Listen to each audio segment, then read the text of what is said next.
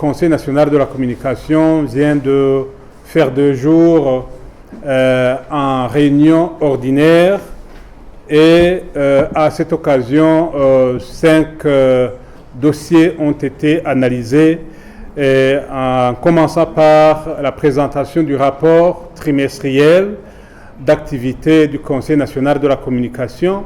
Et le constat était que le rapport est satisfaisant et il a été validé par le bureau central, la plénière du Conseil national de la communication. Deuxièmement, il a été analysé l'état d'avancement du projet de délivrance de la carte de presse. Les membres du Conseil ont fait une évaluation plutôt positive de l'état d'avancement de la mise en œuvre de ce projet. Pourquoi? Parce que le déblocage qui avait fait que ce projet n'avance pas comme il faut, a été levé, notamment en désignant un nouveau fabricant de ces cartes par les membres, les responsables des médias. Et aujourd'hui, le nouveau fabricant désigné est en train de s'acquitter très convenablement de son travail. Pourquoi? Parce qu'un dossier complet est servi en ayant 3 jours, si bien qu'aujourd'hui, nous comptons 812 cartes de presse déjà attribuées, délivrées aux demandeurs remplissant les conditions exigées. Les membres du Conseil ont demandé que tous les journalistes demandeurs de cartes, tous les techniciens de la communication demandeurs de la carte de presse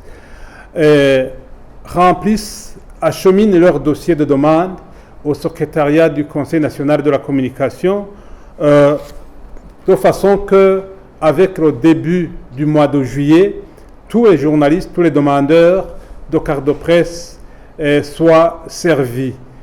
Pourquoi? Parce que à partir du mois de juillet, aucun journaliste non détenteur de la carte de presse, aucun technicien de la communication non détenteur de la carte de presse ne sera autorisé à prester comme journaliste, comme technicien de la communication. Nous saisissons donc cette occasion pour lancer un appel vibrant à tous les demandeurs de carte de presse de bien vouloir compléter leur dossier. Pourquoi? Parce que au-delà de la période à partir du mois de juillet, aucun d'entre eux ne sera encore autorisé à prester comme journaliste, comme technicien de la communication sans détenir cette carte de presse. Troisièmement, il a été procédé à l'évaluation de la mise en œuvre du plan d'action annuel du Conseil national de la communication et les membres ont fait une évaluation plutôt satisfaisante de l'état de mise en œuvre du plan d'action. Pourquoi? Parce que l'activité qui est réalisée à un taux faible l'a été à 75%, tandis que la plupart des activités qui étaient prévues sur le plan d'action ont été mises en œuvre à 100%. On fait donc une moyenne qui dépasse légèrement les 90% de mise en œuvre du plan d'action et il s'agit d'une évaluation, j'allais dire, satisfaisante.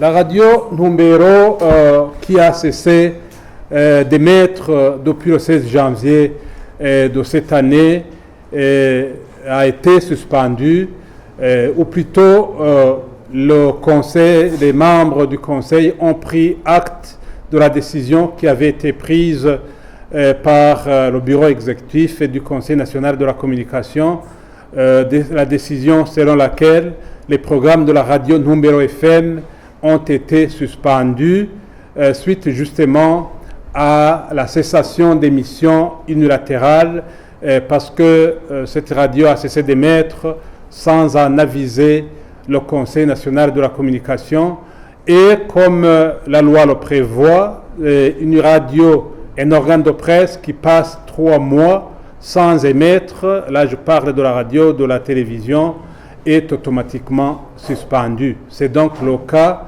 de la radio Numbero FM installé à Ngozi. Cette radio, ou plutôt les programmes de cette radio, ne comptent plus parmi les programmes des radios qui émettent à partir du sol burundais. Au niveau de l'exercice du métier de journalisme au Burundi, et on a constaté que de façon générale, la plupart des médias s'acquittent convenablement de leur mission dans le respect de la loi, dans le respect des principes sacro-saints de l'exercice du métier de journalisme. Cependant, on a constaté que certains médias accusent des manquements en rapport avec notamment le déséquilibre de l'information, la partialité ou le manquement à l'impartialité, ainsi de suite. On a donc saisi l'occasion de lancer un vibrant appel aux journalistes et aux médias pour les inviter à s'acquitter convenablement de leur mission, notamment en respectant la loi, en respectant les techniques d'exercice régissant l'exercice du métier de journalisme. Enfin, on a jeté un regard sur les autorisations données aux demandeurs d'autorisation d'exploitation des organes de presse, et on a constaté que 3 demandeurs n'ont pas pu respecter la loi. Autrement dit, ils n'ont pas pu démarrer effectivement les activités en rapport avec l'exploitation des organes de presse, et il a été décidé de leur retirer l'autorisation qui leur a été donnée. Il s'agit notamment de la radio Ijwi Gimbabazi, de la radio SN News, ainsi que la radio Mziki FM. Les autorisations qui leur avaient été accordées leur ont été retirées, mais il leur reste loisible de réintroduire le dossier de demande d'exploitation de ces radios, et le CNC reste disposé à recevoir ces dossiers, les analyser et leur autoriser encore une fois à exploiter ces radios s'ils remplissent les conditions exigées par la loi.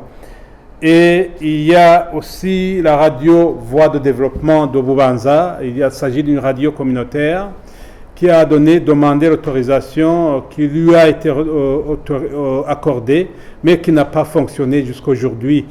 Et au-delà donc d'une année, comme c'est prévu par la loi, si une autorisation est donnée que le demandeur ne démarre pas effectivement les activités, l'autorisation lui est retirée. Mais pour la radio Voix de développement de Bubanza, il leur est demandé de bien vouloir démarrer effectivement dans les délais ou d'introduire une prolongation de cette autorisation, à défaut de quoi l'autorisation va lui être retirée également, comme cela a été le cas pour les 3 autres radios.